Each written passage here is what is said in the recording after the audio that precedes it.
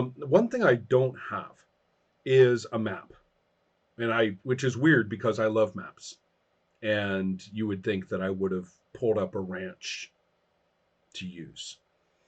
I didn't, so we have to work together a little bit, especially because we have both of the player characters entering a particular, the same vicinity, the same immediate Okay. area, and um, the ranch is extensive enough so that where people ride to bring their horses is not the same as in front of the residence. That would be uncouth, right? So you have an area where horses could be, taken care of both before they leave and, well, the horse garage, effectively, um, and all of the necessary items for that. So there would be, a small barn next to that, which is dedicated to the care of horses in use. But this is all in a different sector or not too far away, but not right next to the residential areas, which include gardens, patio, social space for the living quarters, and such things as a family may care to do on their own around that area. They don't want, horses right there. So the idea of a post where you of what in English a hitching post, the long log where you can line horses up and tie them temporarily, the necessary water and stuff like that. All of this is not in front of the hacienda. Um, but it's not that far away because if you drive up in a wagon or you ride up on a horse, you get your horse taken care of, and you don't want to have to walk too far. I mean, you don't have to now go a quarter mile to go and you don't want to go 500 meters to go and walk. So therefore, it's just far enough away that the ruins of the residence are visible, but we are at the area where the horses and wagons and things would gather, which is a little more utilitarian, a little more practical than the sort of more landscaped living area. So this area isn't really destroyed, whereas the residential area is partly burnt. Um, and the evidence of violence is is here. There are no bodies, but there's evidence of violence in, well, bullet holes for one thing, and a uh, general disorganization of many different items, I guess is the best way. However, the horse tending area has been, if anything went wrong there, it's been corrected because people are using it. And so, therefore, we have a number of horses, um, and at least one wagon capable of carrying substantial loads, perhaps two wagons, right, hitched together, um, and um, the mules for drawing that wagon. Um, there are several people who are having a discussion. It has gone on for a while. People have been here talking together for some time. Um, one, two, three, four, five. Okay, so there are four principal people in discussion, and a fifth has just joined them. The discussion has become heated. There's the new person is shouting. Um, and the other people in the area, who number about 10, are busy doing things. They are taking care of horses. They are, uh, investigating the burned area. They are busy, right? Clearly, these other 10 people are not in charge of anything and are taking care of things as they have been told, whatever those different things are. So I suggest that Luna has ridden with her comrades to the hacienda, seen what remains of it, perhaps startled some of the people who were picking through the ruins, um, and then perceiving that the activity of interest is down by the horse area. Um, I mean, it's not the stables because that's where you keep the horses, where they live. This is where you take care of horses in the inn and going in and going out. Perceiving that any activity of interest is going on there would then proceed to that area. So you're coming from the hacienda, which means through. Um, I mean, and you were just there, 2 nights ago, perhaps. So you saw, if that. So you are seeing the evidence of the assault that you only remember, very chaotically. Yeah. Um, but one thing you don't see is bodies. The If anybody was killed, their bodies have been removed, and basically anybody sensible at that time might have tried to engage in defense, seeing it was not going to work, scattered. So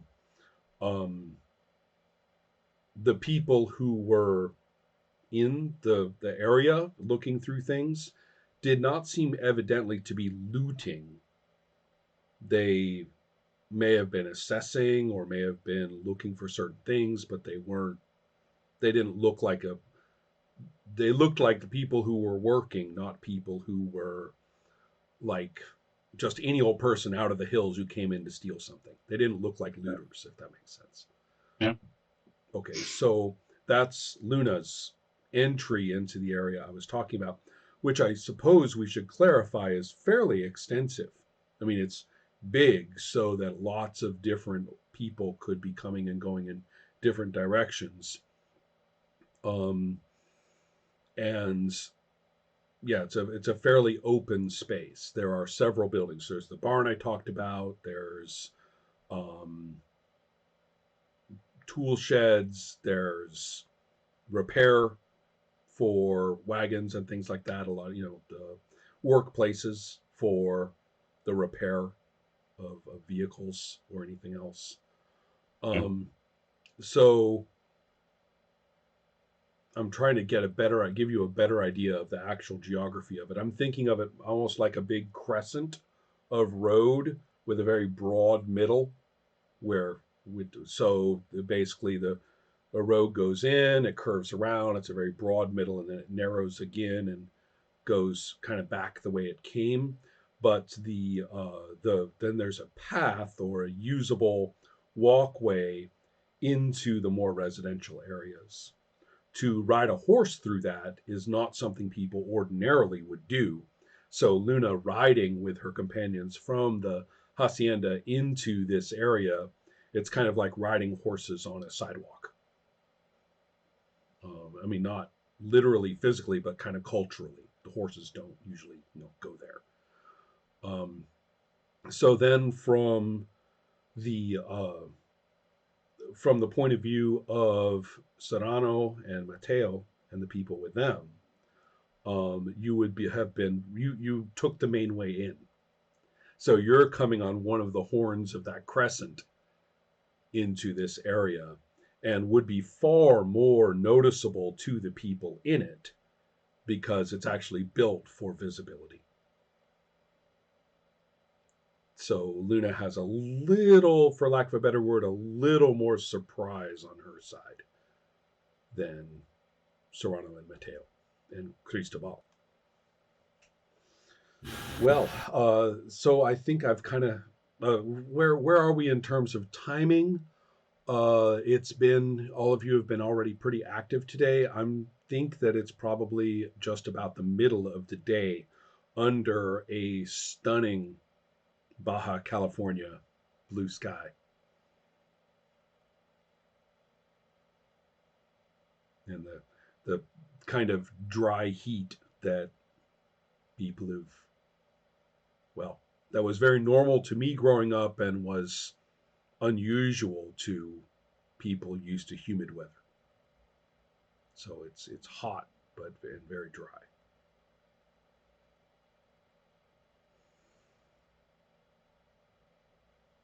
Talk to me a Hmm. little bit. Yeah, yeah.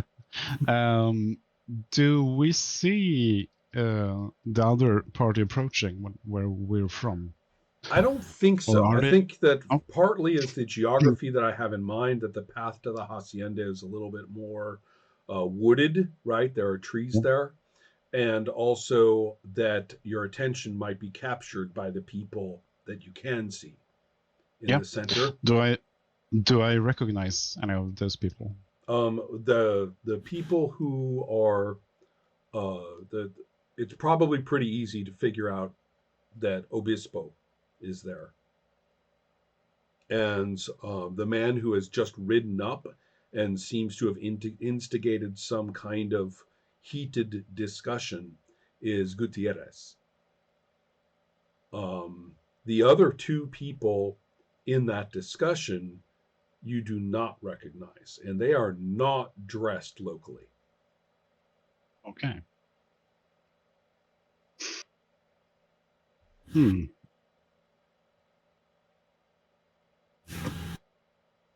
So I think we had at the end of last session. I was saying that I think we were just gonna, maybe turn off that road, and we were riding down into the action to see, um, see what's what and who's kind of in control here, if there is anyone. All right, so you are going literally simply to ride right into them and begin interacting. Yeah. Okay. Um, as you do so, at about four of the people who were working drop what they're doing and set to arming themselves. Um, the people that you are immediately approaching are not holding rifles. And you can see that Obispo is holding Obispo has a pistol at his belt. That's the only really visible armament. Although Gutierrez has a rifle on his horse's saddle that he just rode up on. Um, just for reference, the people that Luna shot, word of that event would be coming on foot, but so that means you're there beforehand, but it's coming. I mean, Yeah. that's just that. Figured. Yeah. Now, let's see. At this point, too, a fifth person of interest uh, comes out of the barn area, and he's recognizable to Luna as Amado. Amado is the rancher that had hosted the meeting that um, that Alonso um, had attended, um, and uh, and he is carrying a rifle. Luna can recognize it as one of the Springfields from your own ranch, Of course. which Alonso had given him. Yeah. Right. So the yeah, the discussion seems to be quite intense. There's now different people are arguing and interrupting one another. They are not at the hitching post directly. They are um, they're standing about midway between the hitching post and the entrance to the pathway to the hacienda. So right when Luna is able to pick up this information is about when she and her companions would be noticed. That's after they've noticed Serrano and his companions coming in. So let's deal with that reaction first. So anyway, Hans, as your body of people rides into this area, you will suddenly find yourselves looking at people who are preparing their rifles and muskets, and you know have a very guarded, we've got you, kind of or they're setting up for being able to basically hold guns on you. Um, the the people who are talking, all five of them, turn and kind of stare. And as one, they all look to Obispo. He realizing this, so one of them, from your perspective, one of them who could not possibly be more typical or more archetypal of the Californio rancher, right? And so he steps forward and says to you in a loud, carrying voice. He says,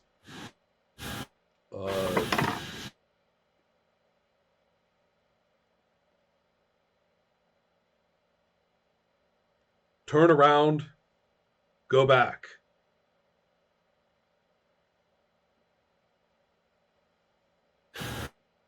And I imagine the weapons we have, like we've discussed previously, it's not, like we just pull them out and shoot off our hip. We're gonna have to Yeah, you got to do load them stuff, and get right? prepared. Yeah. And if you try to shoot one from the saddle of a horse, you're gonna fracture your skull 8 feet behind the horse. So Yeah. I wonder if there's. Oh, sorry, that's on my end. I wonder if we can make any kind of. I mean, it's pretty open terrain, right? I was thinking we were riding down because we're pretty much going to be seen riding in. Yeah. So between us and them, is there any sort of, can we make a cut to the left or the right and get into any kind of intervening terrain or anything like that? To a great extent, this area was designed to be defensible among its other functions. To do that, you would probably have to scatter into individualized, smaller scale cover, like the ubiquitous barrel. We have, therefore, almost more of a necessary, unless you really want to go into paramilitary combat, the interaction is required effectively. Right, yeah.